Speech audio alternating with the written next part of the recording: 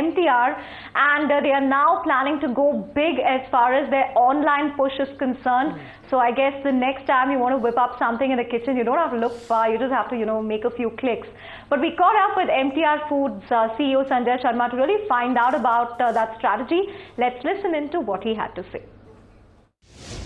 We believe that our consumers are changing rapidly, and when we did a little bit of projections on what is going to be the future consumer base, we started to see that the new consumer which is coming out is going to be dramatically different from the older set of core consumers, and maybe in the next 5 to 10 years our core consumer base is going to rapidly change. So this new consumer, which is the young families that are being in the age of 25 to 30 or 35 which are coming into being, have a completely different perspective on food and food consumption.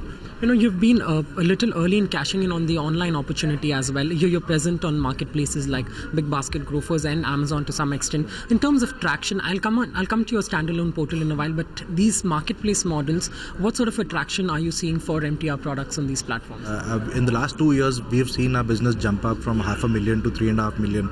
About 7 times, our business has jumped up. While I fully agree that the base of 3.5 million is still very, very low, we believe that it signals that this is going to be an emerging trend in the future. You've launched the standalone portal last week. What's your game plan as far as your very own portal, the e-commerce strategy is concerned? The e-commerce portal is really based on the strategy of making available all our products and ensuring that the consumer has the ability to browse through and buy what she gets attracted by.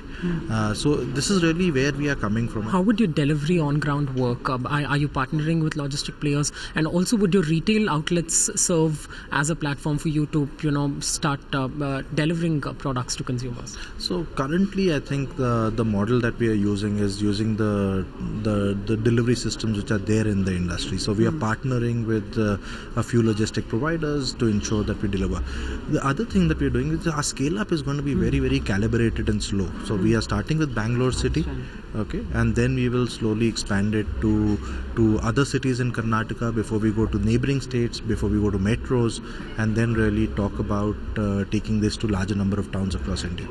Any timeline by when you would be, say, your standalone portal to be present in the bigger metros and the tier 1 cities, so to say? I think a timeline of 9 to 12 months is a reasonable kind of a learning curve that you can put in this. Lastly, as while Big Basket, Grofers subsidize products, your standalone portal, just want to know would you get into the price game, the competition game that online e-commerce space is seeing? No, I think as a brand, our brand value is to be a friend in everyday life with our consumers.